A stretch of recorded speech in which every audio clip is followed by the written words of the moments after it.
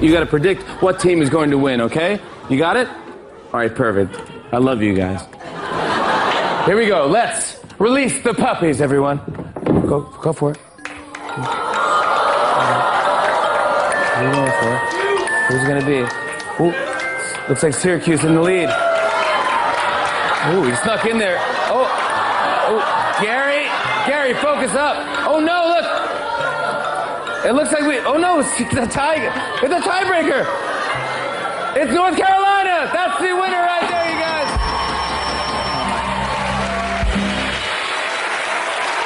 We have a winner. North Carolina will be crowned the 2016 national champs. You heard it here first. Proving once again that everything is right with the world no matter what the subject is, as long as you put puppies in it. Puppies make everything seem so sweet and so innocent, which is why I have to cringe just a bit when I see the furry kids being used to promote one of the most criminal acts of greed and avarice in American culture today, the NCAA college basketball tournament. Hey, I used to call TV games for the men's basketball team of a major university, was the first TV play-by-play and color voice for a program that had been restarted after being dormant for many years. Along with being a basketball fan from a kid's age, I was there when the Miami Heat of the NBA were born, went to most of their games for several seasons, covered the team in their wacky, sad sack ways of expansion growth, enjoyed going to the game and being courtside, watching some of the greatest athletes on earth. I grew up watching legends, Bird, Jordan, Magic, Kareem, Dr. J, mesmerized by their skill and their ability to fly. No, honestly, fly with almost no effort at all. But college basketball is what lost me. It's what turned me into someone who really could care less what happens on a basketball court at any time. The level of the sport that turned me against it to the point of not taking part in any of these NCAA bracket wagerings or caring who wins or loses, ever.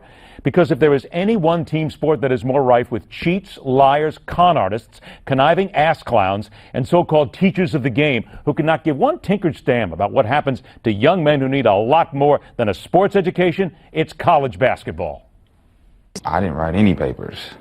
But I know that the tutors did help guys write papers. But for some of the premier players, we didn't write our papers. When it was time to turn in our papers for our paper classes, we would get a call from our tutors. We would all pack up in one big car or 2 or 3 cars, carpool over to the tutor's house and basically get our papers and go about our business. How much do you think Roy Williams knew about the paper class system? I think he knew 100%. Why do you say that?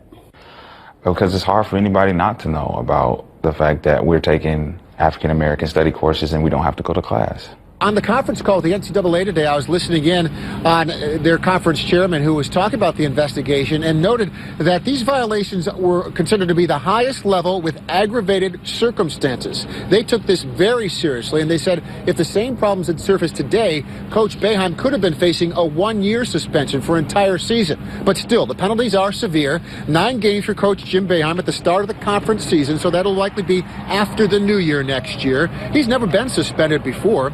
The university is standing by a longtime coach, though, stating it did not feel the program lacked institutional control, and the coach should be held responsible. Rashad McCants went public with his damning stories of how men's players at North Carolina were dumb as dirt and allowed to be so when supposedly playing a game at an institution and for an organization that laughingly talks about student athletes and caring about education. And Jim Boeheim at Syracuse, dead spot nailed for breaking the rules to ensure more wins, more money, less education for his players. And these are 2 of the 4 programs that were in the Final Four this year, one going for a title. There is not one head coach at a major university who follows the rules. Boeheim, Roy Williams, Larry Brown, the rest of their lying cadre of ringleaders who look into cameras and microphones lying about how they didn't know any rules were being broken. And the mafia-like dons of the NCAA nod in agreement as long as the checks are cashed and no one spits out the truth. Look, I hope everybody enjoys their betting pools. Enjoy the game, really. I'm not taking that away from anybody. But it's why I don't give a damn about the Final Four or anything college basketball. It's because of the cheating the networks, the sponsors, the coaches, the university overlords, and the fans allow to happen every single day and every single season, so long as they have a chance at cashing in. I just hope you're comfortable being an enabler of one of the most criminal organizations in major sports anywhere in the world who lies at the drop of a dime or at the drop of $30 or $40 million in revenue on television. And that is telling it like it is. Rock on, true believers. Thanks for joining us. Have yourself a great time. Like I said, enjoy the game. See you tomorrow night, right back here on the Hardline.